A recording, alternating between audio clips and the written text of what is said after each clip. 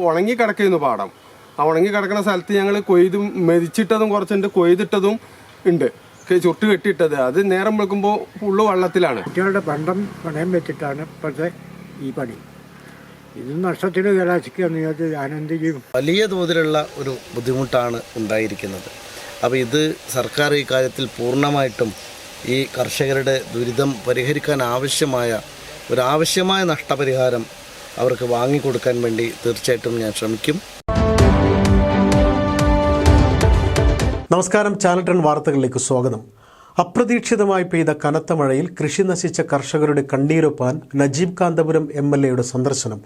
പെരിന്തൽമണ്ണ നഗരസഭയിലെ 22-ാം വാർഡിൽ കുന്നപ്പള്ളി കൊല്ലക്കോട് മുക്കിൽ 12 ഏക്കറോളം വരുന്ന പാടശേഖരത്തിലെ കൊയ്യാൻ പാകമായ നെൽക്കതിരുകളും കൊയ്തിട്ട കറ്റകളും മെതിച്ചിട്ട നെല്ലും ഒറ്റ രാത്രിയിൽ പെയ്ത കനത്ത മഴയിൽ നശിച്ചതോടെ കൃഷിയിടത്തിൽ വീണത് കർഷകരുടെ കണ്ണീരാണ്. ധനുമാസക്കുളിരിൽ നിലാവ് പെയ്തിറങ്ങുന്ന രാവിന്റെ യാമങ്ങളിൽ മൂടിപ്പുതച്ചുറങ്ങിയ പഴയകാലം വിസ്മൃതിയിലാണ്ടു പോവുകയാണെന്ന് കാലാവസ്ഥ നമ്മെ ഓർമ്മപ്പെടുത്തുകയാണോ? പോയകാലത്തെ കാർഷിക സമൃദ്ധി തിരിച്ചുപിടിക്കാൻ 6 കർഷകർ ഒത്തുചേർന്ന് വിസ്തൃതമായ പാടശേഖരത്തിൽ നെൽകൃഷി ഇറക്കി കാത്തിരുന്നത് മാസങ്ങളാണ്. ധനുമാസത്തിൽ ഒരിക്കലും സംഭവിച്ചിട്ടില്ലാത്തത് ഇത്തവണ സംഭവിച്ചപ്പോൾ കൃഷിയിറക്കിയ കർഷകരുടെ ദുഃഖം അണപൊട്ടിയൊഴുകി. കണ്ണീരുണങ്ങാത്ത മിഴികളിലെ പ്രതീക്ഷയുടെ വെളിച്ചം അണഞ്ഞുപോയി.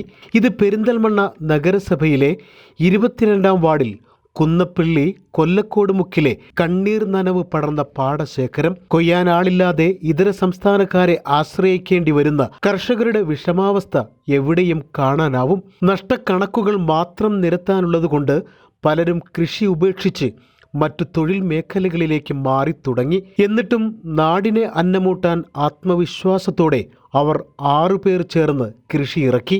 സ്വർണം പണയം വെച്ച് വായ്പയെടുത്തും കടം വാങ്ങിയും 12 ഏക്കർ സ്ഥലത്താണ് കർഷകർ പൊന്നു വിളയിച്ചത്. 100 മേനി വിളവ് കിട്ടിയതിന്റെ സന്തോഷത്തിൽ കൊയ്ത്തു തുടങ്ങി. കൊയ്തിട്ട കറ്റകളും മെതിച്ചു കൂട്ടിയ നെല്ലും കൊയ്യാനുള്ള കതിരുകളും അവരുടെ അധ്വാന ഫലമായിരുന്നു. 1 ഏക്കറിന് 30,000 രൂപയിലേറെ ചെലവഴിച്ച കർഷകർക്ക് മേൽ പതിച്ച ഇടിത്തിയായിരുന്നു ധനുമാസത്തിലെ അപ്രതീക്ഷിത മഴ. നിലാവ് പെയ്തിറങ്ങേണ്ട രാവിൽ കനത്ത മഴ പെയ്തപ്പോൾ കൊയ്യാനുള്ള കതിരുകളും കൊയ്തുവെച്ച കറ്റകളും കറ്റമെതിച്ച് കൂട്ടിയിട്ട നെല്ലും വെള്ളത്തിലായി. ഒറ്റ രാത്രി കൊണ്ട് തങ്ങളുടെ അധ്വാന ഫലം വെള്ളത്തിലായതിൻ്റെ ദുഃഖം അവർ 6 കർഷകരുടെയും മുഖത്ത് പ്രകടമായിരുന്നു. ഉണങ്ങി കിടക്കുന്നു പാടം. ആ ഉണങ്ങി കിടക്കുന്ന സ്ഥലത്ത് ഞങ്ങൾ കൊയ്തും മെതിച്ചിട്ടതും കുറച്ചുണ്ട്, കൊയ്തിട്ടതും ഉണ്ട്, ചുട്ട് കെട്ടിയിട്ടത്. അത് നേരം വെക്കുമ്പോൾ ഫുള്ള് വെള്ളത്തിലാണ്. പിന്നെ ഞങ്ങൾ എന്ത് ചെയ്യുക, പിന്നെ പണിക്കാരൊക്കെ കൂട്ടിയിട്ട് തിരിച്ചും മറിച്ചും ഉണക്കി. പക്ഷെ കൂടുതലും വെള്ളത്തിലായതുകൊണ്ട് മെതിച്ചിട്ടൊക്കെ മുളച്ചു പോയി, പകുതി മുക്കാലും മുളച്ചു പോയി, ഒന്നിനും ഉപയോഗിക്കാൻ പറ്റാത്ത കോലത്തിലായി. ഇപ്പം ഞങ്ങൾ ആ മുളച്ചത് ഉണക്കുന്നുണ്ട്. പക്ഷെ ഉണക്കിയത് ഇനി ഉണക്കിയാലോ അത് നേരെ ആവുമെന്ന് അറിയില്ലല്ലോ. ഞങ്ങൾ ഉണക്കിക്കൊണ്ടിരിക്കുന്നുണ്ട്. ഇനി എന്തിനേലും ഉപയോഗിക്കാൻ പറ്റുമെന്ന് ഞങ്ങൾക്കറിയില്ല. എടുക്കൂലെന്നാണ് പറയുന്നത്. ആ കോലത്തിലാണ് ഇപ്പോൾ കിടക്കുന്നത്. നജീബ് കാന്തപുരം MLAയ്ക്കൊപ്പമാണ് ഞങ്ങൾ കർഷകരുടെ കണ്ണീർ വീണ കൊല്ലക്കോട് മുക്ക് പാടശേഖരത്തിലെത്തിയത്. കൃഷിവകുപ്പിനെയും മുഖ്യമന്ത്രിയെയും കർഷകരുടെ വേദന അറിയിക്കുമെന്നും നഷ്ടപരിഹാരം ലഭ്യമാക്കാൻ എല്ലാ ഇടപെടലും നടത്തുമെന്നും MLA കർഷകർക്ക് ഉറപ്പു നൽകി. ഇവരൊക്കെ തന്നെ സ്വന്തമായിട്ട് സ്ഥല ഉടമകൾ പോലും അല്ല. അപ്പോൾ അവർ പാട്ടത്തിനെടുക്കുമ്പോൾ അതിന് പാട്ടം കൊടുക്കുന്നുണ്ട്. അവർ കർഷകരുടെ അധ്വാനമുണ്ട്. അവരെ സംബന്ധിച്ചിടത്തോളം വലിയ തോതിലുള്ള ഒരു ബുദ്ധിമുട്ടാണ് ഉണ്ടായിരിക്കുന്നത്. അപ്പോൾ ഇത് സർക്കാർ ഈ കാര്യത്തിൽ പൂർണ്ണമായിട്ടും ഈ കർഷകരുടെ ദുരിതം പരിഹരിക്കാൻ ആവശ്യമായ നഷ്ടപരിഹാരം അവർക്ക് വാങ്ങിക്കൊടുക്കാൻ വേണ്ടി തീർച്ചയായിട്ടും ഞാൻ ശ്രമിക്കും. ഗവൺമെൻറ് ഇക്കാര്യത്തിൽ അനുകൂല നിലപാടുണ്ടാകും എന്ന് നമ്മൾ പ്രതീക്ഷിക്കുകയാണ്. കാരണം ഇത് സാധാരണ സംഭവിക്കുന്ന ഒരു കാര്യമല്ല. കാരണം അവർക്ക് ഈ ഏക്കർ കണക്കിന് ഭൂമിയിലെ നെല്ല് ഏതാണ്ട് പൂർണ്ണമായിട്ടും നഷ്ടപ്പെട്ടിരിക്കുകയാണ്. അപ്പം അത് ഒരു പ്രത്യേക പാക്കേജായിട്ട് ഇക്കാര്യം പരിഗണിക്കണം. ഇത് മാധ്യമങ്ങൾ തീർച്ചയായിട്ടും മുന്നോട്ട് കൊണ്ടുപോകുന്നതിൽ എനിക്ക് വലിയ സന്തോഷമുണ്ട്. കൃഷിവകുപ്പ് ഉദ്യോഗസ്ഥർ സ്ഥലത്തെത്താതിരുന്നതിനെ കുറ്റപ്പെടുത്തിയ MLA ഇക്കാര്യത്തിൽ ശക്തമായ ഇടപെടൽ നടത്തുമെന്നും വ്യക്തമാക്കി. ഉദ്യോഗസ്ഥന്മാർ ഈ കാര്യത്തിൽ എന്തെങ്കിലും വീഴ്ച അവരുടെ ഭാഗത്തുനിന്ന് ഉണ്ടായിട്ടുണ്ടെങ്കിൽ, അവരുടെ അശ്രദ്ധ ഉണ്ടായിട്ടുണ്ടെങ്കിൽ, അവരുടെ താല്പര്യക്കുറവ് ഉണ്ടായിട്ടുണ്ടെങ്കിൽ അത് ഗൗരവമായിട്ട് കാണും. കാരണം കർഷകരുടെ കൂടെ നമുക്ക് അടിയുറച്ച് നിന്ന് അവരെ സമാശ്വസിപ്പിക്കുകയും സംരക്ഷിക്കുകയും ചെയ്യേണ്ട ഒരു ഘട്ടമാണ്. ഒരു ഉദ്യോഗസ്ഥരും ഇതിൽ അമാന്തം കാണിക്കാൻ പാടില്ല.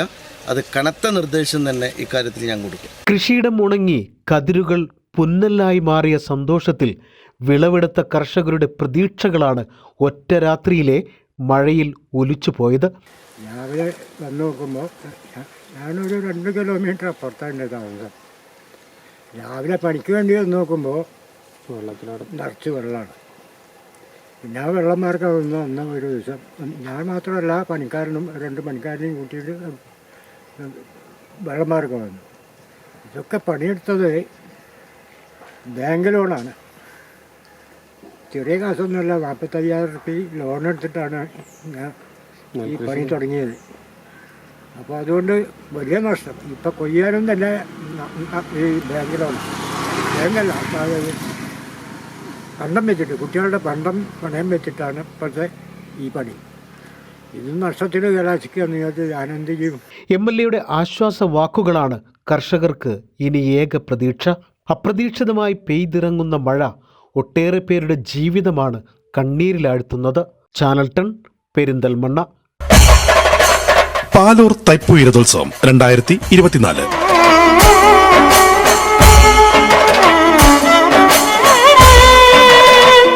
പാലൂരിലിനി ഉത്സവ ദിനരാത്രങ്ങൾ ജനുവരി 18 മുതൽ 26 വരെ.